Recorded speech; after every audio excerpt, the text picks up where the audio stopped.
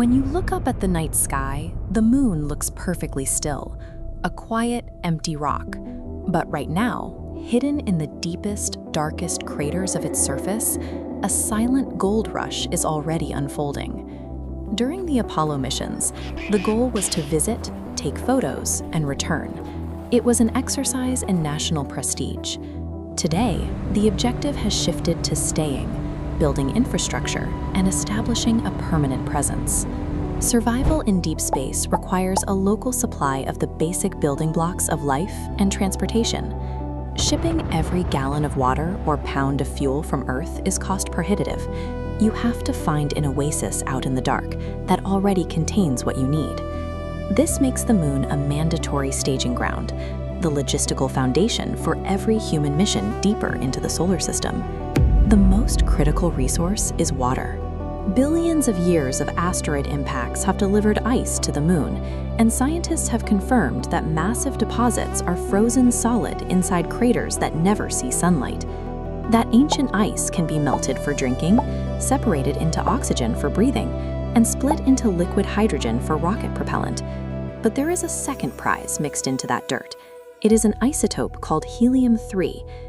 Because the moon has no magnetic field to deflect the solar wind, helium-3 has been bombarding and baking into the lunar dust for billions of years.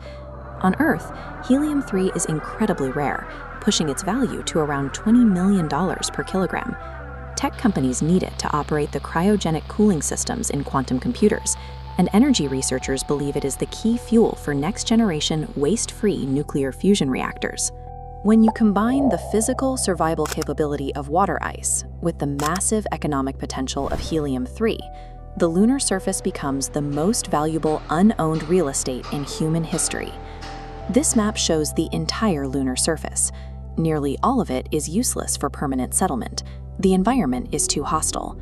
You must find a specific anomaly: shadowed craters containing ice sitting directly next to mountain peaks that receive near constant sunlight for solar power. That exact geological combination only exists in a few locations near the lunar South Pole, clustered along the rim of the Shackleton crater.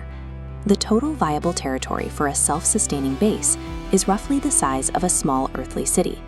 Because the viability of deep space exploration relies on the resources centralized in this one geographic point, a traffic jam of rival nations converging on the exact same crater is mathematically inevitable. Two massive, competing coalitions are currently hurtling toward that southern pole. The United States leads a coalition of dozens of nations under the Artemis program. Operating on a parallel timeline, China leads the International Lunar Research Station block, deploying Long March rockets to claim the exact same ice deposits. According to the 1967 Outer Space Treaty, no nation can claim sovereignty over the moon. That leaves the lunar South Pole as an unpoliced frontier, with no borders, no governing authority, and only a vague agreement to operate with due regard for others. Both sides plan to establish safety zones around their machinery. If you land your rover on a high-value crater and draw a massive perimeter around it, you've created an exclusionary claim, legally blocking rival nations from accessing the ice. In an environment where everyone is crammed together with no enforced rules, simple operational accidents carry heavy weight. A rocket engine blasting lunar dust onto a rival's solar panel, or a rover severing a power cable, could instantly escalate from a minor technical mishap into a global geopolitical crisis. These scientific exploration missions are actively backed by Earth's militaries. Defense departments are drafting new operational doctrines and establishing command structures to monitor, securitize, and protect their lunar assets. The physics of space travel dictate that the moon's gravity well is the ideal launch pad for missions traveling deeper into the solar system.